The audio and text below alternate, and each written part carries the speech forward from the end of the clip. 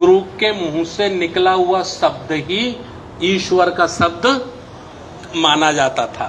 तो पहले उन्होंने ईश्वर को स्थापित किया पूरी ताकत लगा के, और फिर ईश्वर का पुत्र, ईश्वर का प्रतिनिधि अपने आप को घोषित किया, फिर उन्होंने शासन किया। तो ईश्वर ये जाने के लिए इनके पास 2 लाख ये हैं। दूसरा इन पे क्या है,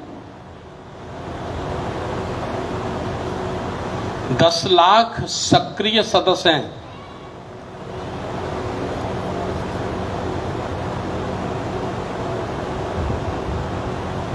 कितने?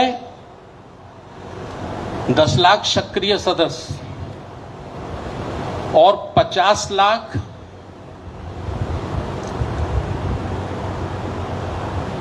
साधारण सदस्य। 50 लाख साधारण सदस्य और 65,000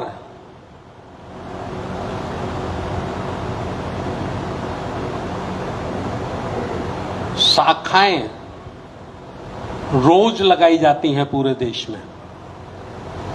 ये ओपन बात है, बता रहा हूं मैं। आरएसएस के प्रमुख मोहन भागवत का बयान है ये मेरी बात नहीं है, जो उन्होंने कहा है कि हमने अभी तक क्या किया है। 2 लाख फुल टाइमर उनके पास वर्कर हैं जिन्होंने गृह त्याग कर दिया है, जिनका घर परिवार से कोई लेना देना नहीं।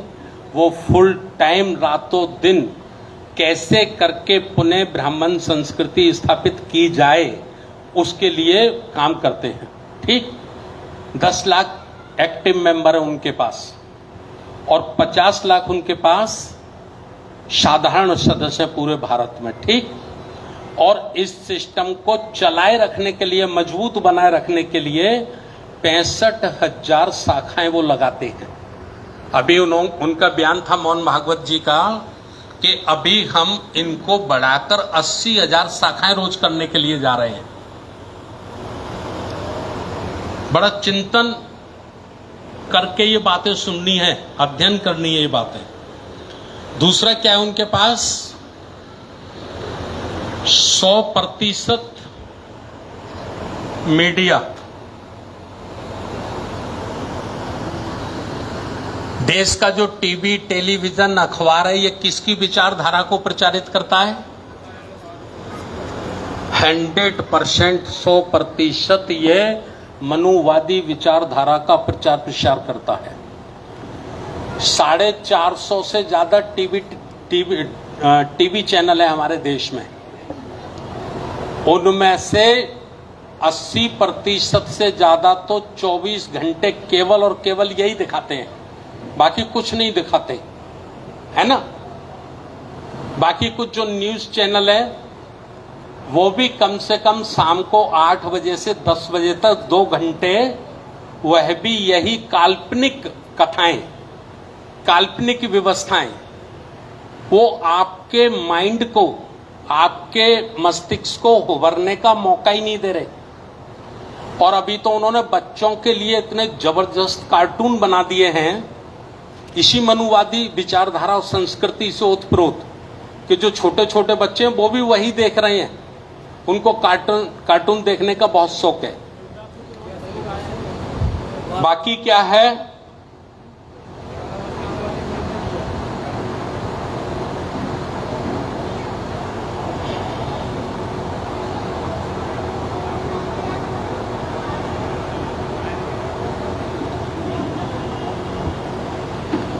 धन संपदा।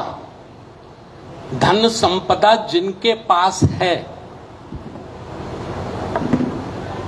पूरे देश की धन संपदा का 90% भाग एक तरफ, और इस देश के 20 उद्योगपतियों की धन संपदा एक तराजू में। अडानी, अंबानी, मुकेश अंबानी, टाटा, रतन टाटा, बिरला, इस किस्म के जो लोग हैं ना, इनकी सारी संपत्ति का ये 10% भाग, 10% भाग ये अमीर लोग इसको देते हैं। किसको देते हैं? आरएसएस को देते हैं। काय के लिए? इस देश के बहुजन समाज एससी एसटी के लोगों को धर्म की अफीम का इतना बड़ा नशा दो, नशा में इनको इतना डुबो दो कि इनके कब पैर काट दिए जाएं, कब इनके हाथ काट दिए जाएं, इनको होश भी न रहे। हमारे गुजरात के एक प्रियदर्शी साहब हैं, उन्होंने एक बार एक कहानी सुनाई जूम पर। 1 मिनट की है, मैं सुनाता हूं आपको। जब मनुस्मृति लिखकर तैयार हो गई तो सारे मनुस्मृति के समर्थकों की सभा हुई तो उसमें कुछ लोगों ने, जिन्होंने मनुस्मृति लिखी, उन पर सवाल उठाया। सवाल क्या था? सवाल यह था कि इतना टफ कानून तो बना दिया है आपने, है ना, शूद्रों के लिए, लेकिन ये लागू कैसे होगा? लागू होना बड़ा मुश्किल है। जिन पर लागू किया जाएगा वो इसे कैसे स्वीकार कर लेंगे? वो इसे स्वीकार नहीं कर सकते। तो उन्होंने कहा चलो ठीक है, एक मुर्गी लेके आओ। तो उन्होंने एक मुर्गी मंगाई और दाना मंगाया कि दाना लेके आओ, और उन्होंने उनको कहा भाई धीरे धीरे करके इस मुर्गी के सारे पंख तोड़ दो। तो उस मुर्गी के पंख तोड़ दिए गए, और जब पंख तोड़ दिए गए तो उन्होंने कहा भाई इसको थोड़ा थोड़ा दाना डालते डालते आगे दूर तक आप चले जाओ। तो उसको दाना डालते डालते डालते डालते दूर तक जब वो गए तो वो मुर्गी धीरे धीरे धीरे धीरे दाना खाने के लिए, पेट की भूख मिटाने के लिए वो उसके साथ साथ चलती रही। उसने कहा ऐसे लागू होगी। कैसे लागू होगी समझ गए आप? समझ गए ना? ये जो महंगाई की जा रही है, महंगाई जो देश में बढ़ाई जा रही है, यानी खर्चा बढ़ाया जा रहा है, इनकम कम की जा रही है। समझ रहे हैं आप लोग? खर्चा बढ़ाया जा रहा है और आमदनी कम की जा रही है। ये ठीक उसी मुर्गी की तरह है। उसी मुर्गी की तरह आपके पंख तोड़े जा रहे हैं, और जब आप निर्धन हो जाएंगे, आपके पास खाने तक के लिए कुछ नहीं बचेगा, तो आप अपने लिए नहीं, अपने बच्चों को जिंदा रखने के लिए जो भी नियम कायदे कानून बनाए जाएंगे उनको सहरस स्वीकार कर लेंगे। ये बड़ी साजिश का हिस्सा है, मेरा मतलब यह कहने का। तो ये कुछ बातें मैंने आपको बताई है। इसका डस्टर किधर है मासा? बाकी 5 लाख मंदिर, हमारे देश में 5 लाख मंदिर हैं।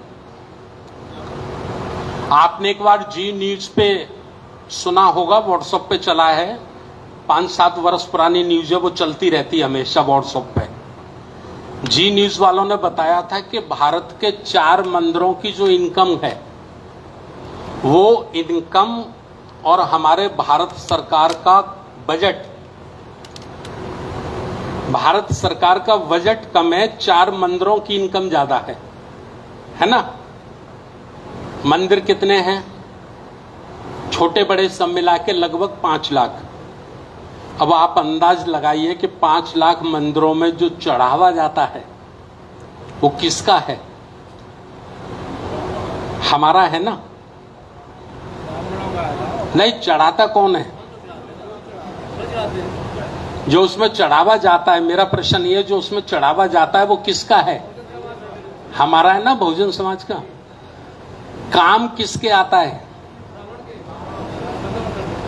उसी पैसे से एमएलए एमपी खरीद लिए जाते हैं, और एमएलए एमपी नहीं खरीदे जाते, सरकार की सरकार खरीद ली जाती है। महाराष्ट्र में खरीदी गई कि नहीं? सरकार खरीदी गई ना, मध्य प्रदेश में भी खरीदी गई, गोवा में भी खरीदी गई। मैं ये दिमाग की बत्ती जलाने की कोशिश कर रहा हूं, मेरी ये कोशिश है। ये छोटे छोटे प्रश्न दिमाग की बत्ती जलाने वाले हैं, ठीक? ये इन्होंने किया। हमारे पास क्या है? हमारी ताकत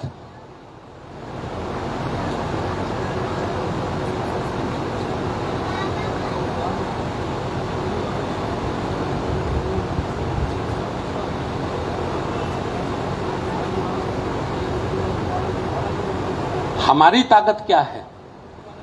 ये हमने उनकी ताकत आपको बताई है, ठीक है। इसके मुकाबले हमको तैयारी करनी है, ठीक। हमारे पास क्या ताकत है? सबसे पहली ताकत है हमारे पास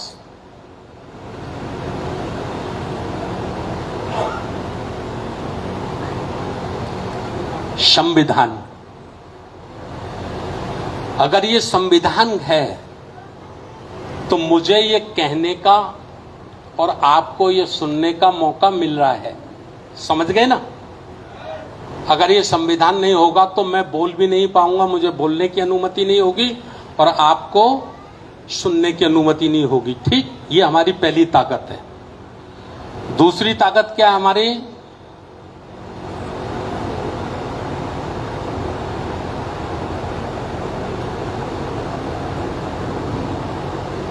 लोकतंत्र। लोकतंत्र अर्थात प्रजा के द्वारा, प्रजा के लोग, प्रजा का निर्णय, समझ गए, ठीक। तीसरी ताकत क्या है हमारी? तीसरी ताकत है हमारी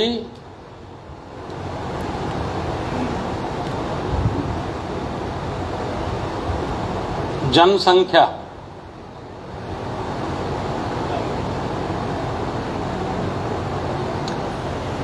तीसरी ताकत क्या है हमारी? जनसंख्या। और ये एक ताकत दूसरी ताकत को सपोर्ट करती है, ठीक है ना। अभी इन जो ये हिंदू राष्ट्र घोषित नहीं कर पा रहे या मनुवादी राष्ट्र घोषित नहीं कर पा रहे, उसमें बाधा क्या है, परेशानी क्या है? ये तीन ताकतें उसकी परेशानी है, ठीक है। तो इसको खत्म मिटा दो। लोकतंत्र सबसे बड़ी ताकत है। लोकतंत्र की रक्षा करने के लिए संविधान बनाया गया है, ठीक है। लोकतंत्र कायम रहे, लोकतंत्र की रक्षा हो, उसके लिए संविधान है।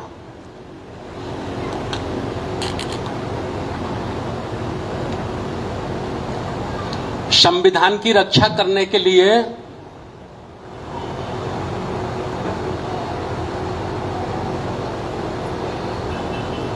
तीन पिलर बनाए गए हैं। तीन पिलर, वैसे चार पिलर कहते हैं मीडिया को मिला के भी। पहला पिलर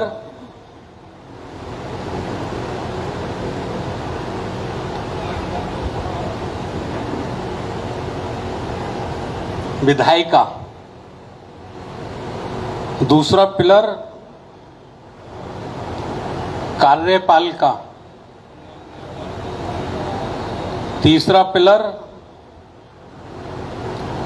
न्यायपालिका, चौथा पिलर मीडिया। संविधान की रक्षा करने के लिए, संविधान को लागू करने के लिए, संविधान के द्वारा लोकतंत्र को बनाए रखने के लिए क्या बनाया गया है? विधायिका। विधायिका माने प्रजा के द्वारा, जनता के द्वारा, जनता के प्रतिनिधि, एमएलए, एमपी, उन्हीं से सरकारें बनेगी, ठीक है। कार्यपालिका में कौन आते हैं? IAS आदि, ठीक है। और ये लोग ईमानदारी से काम नहीं कर रहे हैं। कार्यपालिका अगर ईमानदारी से काम नहीं कर रही है तो उस पर कंट्रोल कौन करेगा? विधायिका।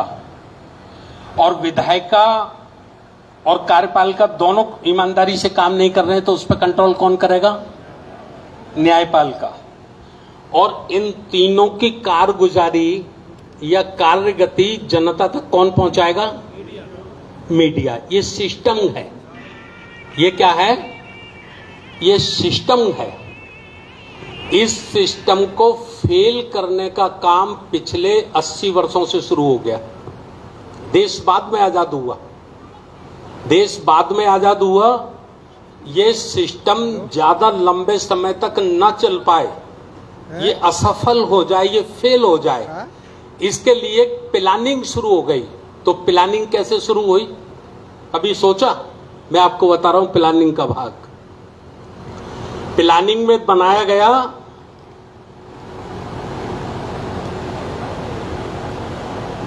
क्या बनाया गया प्लानिंग में? जो विधायिका होगी उसको भ्रष्ट कर दो, यानी आपकी लीडरशिप को करप्ट कर दो, विरष्ट कर दो। और जब नेता विरष्ट हो जाएगा तो आपका विश्वास उस पर रहेगा कि नहीं रहेगा? नहीं रहेगा ना। तो आप नेता का विरोध करोगे ना।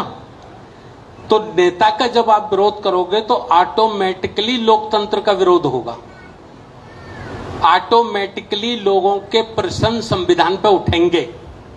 ठीक, उन्होंने कहा इस अकेले से काम नहीं चलेगा, इसको भी भ्रष्ट करो। ठीक है, तो कार्यपालिका भी भ्रष्ट हो गई ना।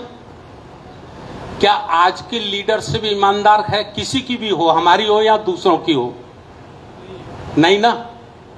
कार्यपालिका ईमानदार है? नहीं है ना, नहीं है ना। मैं इसके लिए कुछ नहीं कहता, क्योंकि यहां संविधान मुझे बोलने की इजाजत नहीं देता। ठीक है, बाकी तो जो फैसले आ रहे हैं आप खुद ही सोच लीजिए, कितने पक्ष में है, कितने विपक्ष में है, कितना उसमें न्याय है, कितना न्याय नहीं है। समझ रहे ना। प्रमोशन में रिजर्वेशन पे फैसला देख लीजिए, क्रिमिनल पे फैसला देख लीजिए, रिजर्वेशन लागू करने पे फैसला देख लीजिए। ठीक है ना। अच्छा, और बताइए, ये सिस्टम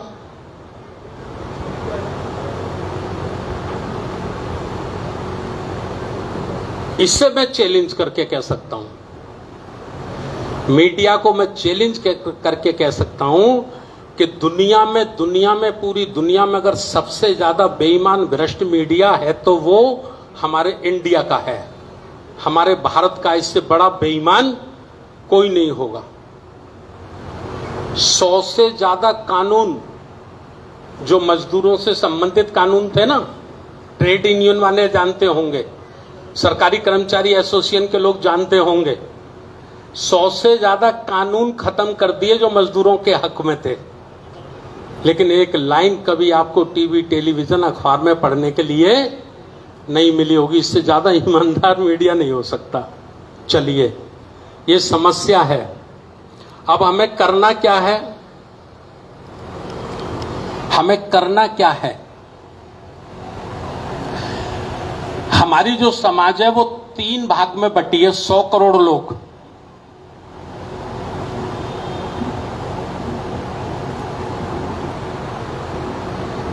ओबीसी, एससी, एसटी, इनकी संख्या कितनी है देश में? लगभग 100 करोड़। और मैं चैलेंज करके कह सकता हूं, एससी, एसटी, ओबीसी जिनकी संख्या 100 करोड़ है, ये न कभी हिंदू थे, न हिंदू हैं, और ना कोई दुनिया का ग्रंथ, कोई शंकराचार्य इनको हिंदू साबित कर सकता। कोई नहीं कर सकता, ये हिंदू नहीं है। समझ गए? ये चैलेंज करके मैं कह रहा हूं। तो ये फिर कौन है? ये प्राचीन काल के बौद्ध हैं, सिंधु घाटी की सभ्यता के पूर्वज हैं, जो मानवतावादी हैं, ईमानदार हैं। ये वो लोग हैं। अब हमें चर्चा जो करनी है वो ये करनी है कि जिस तरह से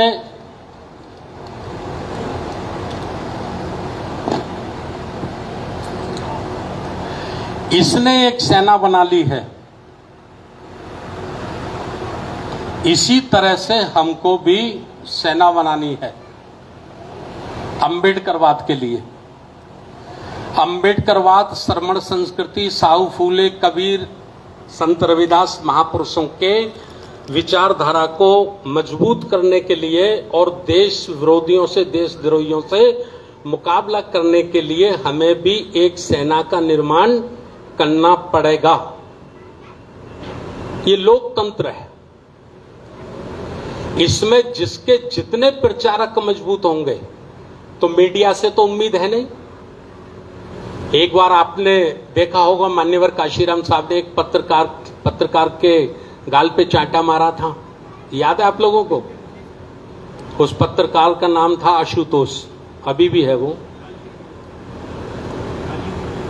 राजीव शुक्ला था, राजीव शुक्ला, समझ गए? तो बहुत सारे पत्रकारों ने कांशीराम साहब को पूछा कि इस तरह से यदि आप पत्रकारों के साथ मारपीट करोगे तो आपकी विचारधारा का प्रचार कौन करेगा? तो कांशीराम साहब ने कहा कि मैं ऐसे लोग तैयार कर रहा हूं जो माउथ पब्लिसिटी करेंगे। क्या करेंगे? माउथ पब्लिसिटी, यानी मुंह के द्वारा हम इतने अच्छे प्रचारक तैयार कर रहे हैं। कांशीराम साहब ने कहा कि हम इस मनुवादी मीडिया को फेल कर देंगे। तो वो काम अभी भी तो करना पड़ेगा हमें। अब क्या सोच रहे हैं, मीडिया आपको देगा जगह, आपकी बात उठाएगा? तो करना पड़ेगा। तो इसके लिए जब करना पड़ेगा तो इसके लिए हमें 7-8 काम करने हैं। पहला काम करना है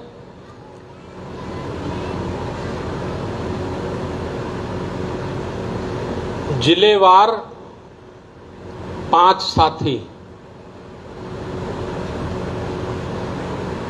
अब ये जिनको काम करना है, देखिए जिनको भाषण देने, भाषण सुनने हैं, उनसे मेरी कोई बात नहीं है। बहुत लोग ये सोच के आते हैं कि नेताजी बहुत अच्छा भाषण देंगे और हम बहुत अच्छी तालियां बजाएंगे। तो हम पिछले 70 वर्षों से यही काम कर रहे हैं। नेताजी आते हैं, बहुत चटक मटक का भाषण देते हैं और हम बड़ी जोर जोर से तालियां बजाते हैं। नेताजी भाषण देके घर चले जाते हैं, हम तालियां बजा के घर चले जाते हैं। फिर मिलते हैं 6 महीने में, साल में, 2 साल में, फिर हम वही काम करते हैं। तो उससे हमारा गुजारा नहीं होगा। तो ये 5-5 साथी आपको तैयार करने हैं। 5 लोगों की टीम, ये सबसे छोटी टीम, पहली टीम आपको बनानी है। ये टीम आपकी हो गई 5 लोगों की। इसमें एक कौन बनाना है? अध्यक्ष। दूसरा कौन बनाना है? उपाध्यक्ष। तीसरा कौन बनाना है? महासचिव। चौथा कौन बनाना है? संगठन सचिव।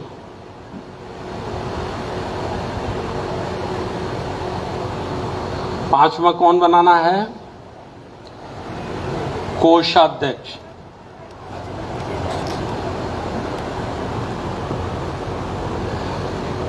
क्या इतना छोटा काम कर पाओगे?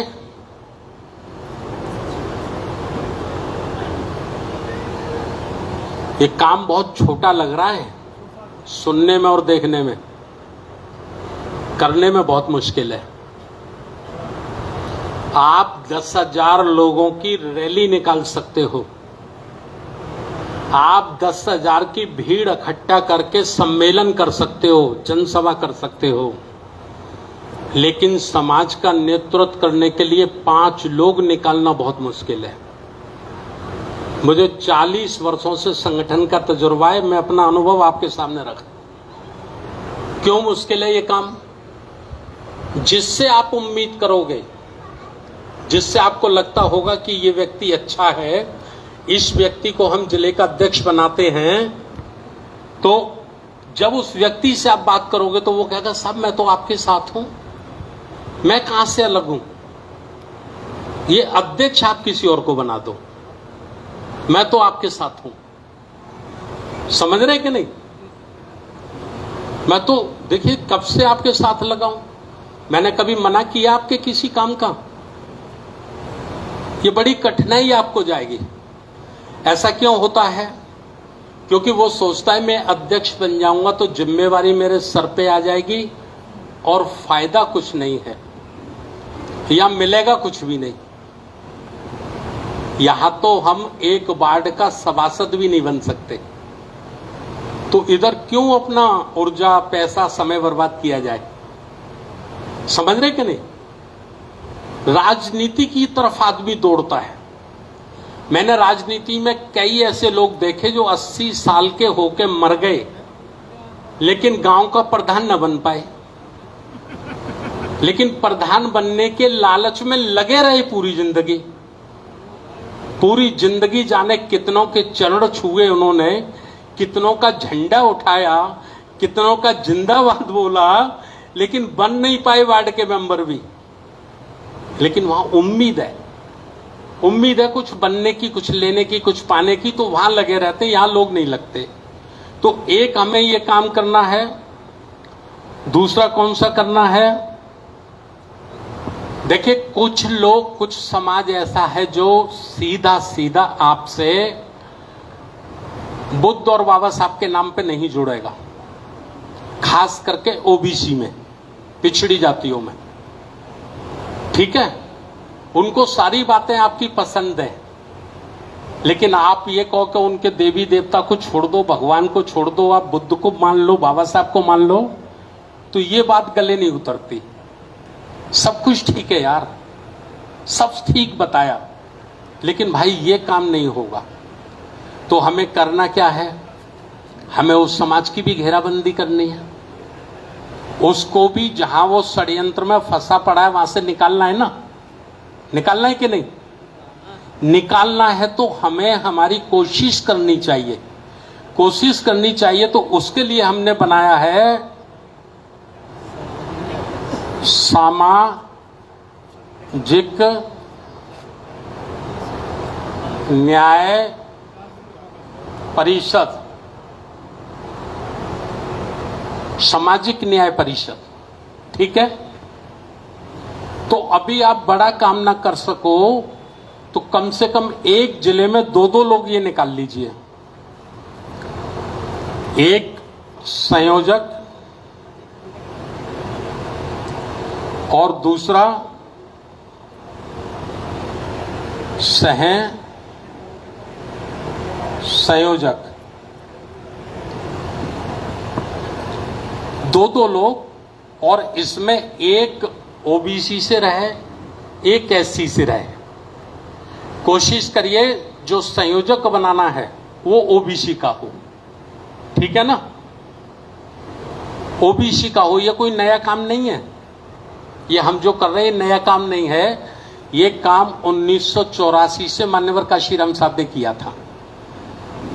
उन्होंने देखा कि भाई शेड्यूल कास्ट के लोगों को अगर हम इकट्ठा कर भी लेते हैं, सारे शेड्यूल कास्ट को इकट्ठा कर लेते हैं, तब भी हम मेजॉरिटी में नहीं आएंगे। हम पार्टी बना तो सकते हैं, पार्टी चला भी सकते हैं, लेकिन पार्टी जिता नहीं सकते। तो जिताने के लिए हमें क्या करना होगा? हमको ओबीसी को तैयार करना होगा। ये कांशीराम साहब का फार्मूला बता रहा हूं मैं आपको। तो उन्होंने ओबीसी को तैयार करना है तो सबसे पहले महापुरुषों को खोजा। बामसेफ के समय से ही महात्मा ज्योतिराव फूले लाए, छत्रपति साहूजी महाराज लाए, गुरु नारायण लाए, पेरियर रामास्वामी नायकर लाए, और उनको बताया कि देखो इस मनुवादी व्यवस्था के विरुद्ध ये आपके महापुरुषों ने कितना संघर्ष किया है। समझ रहे कि नहीं?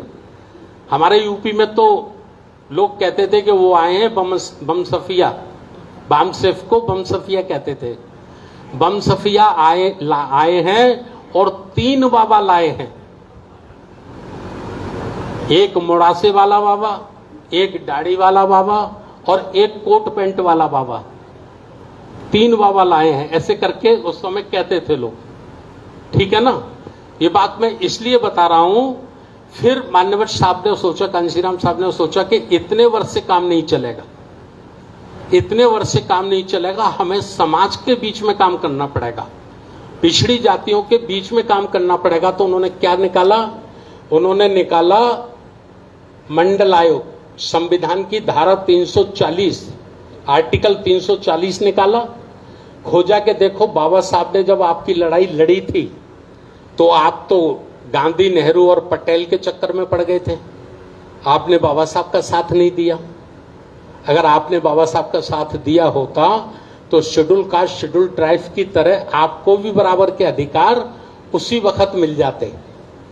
लेकिन देखिए बाबा साहब का हृदय, उनका दिल देखिए कितना बड़ा है।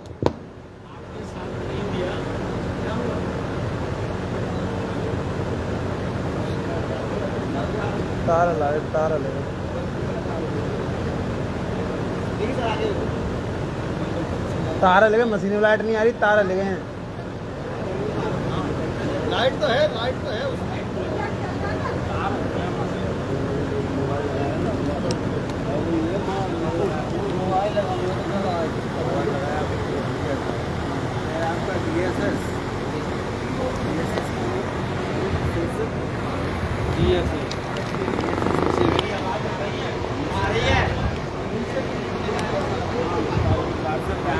हेलो, यहाँ आ जाइए सर, इसको वहाँ ले चले, ठीक करते हैं। तो कांशीराम साहब ने ओबीसी के कुछ नेता तैयार किए, समाज नहीं, समाज में से एक एक दो दो युवाओं को तैयार किया और उनको कहा देखो बाबा साहब का दिल कितना बड़ा दिल था बाबा साहब का। आपके पूर्वजों ने उस वक्त बाबा साहब का साथ नहीं दिया, लेकिन बाबा साहब आपको भूले नहीं कहीं। जब उन्होंने संविधान लिखने का उनको मौका मिला तो आर्टिकल 340 उन्होंने लगा दिया और 300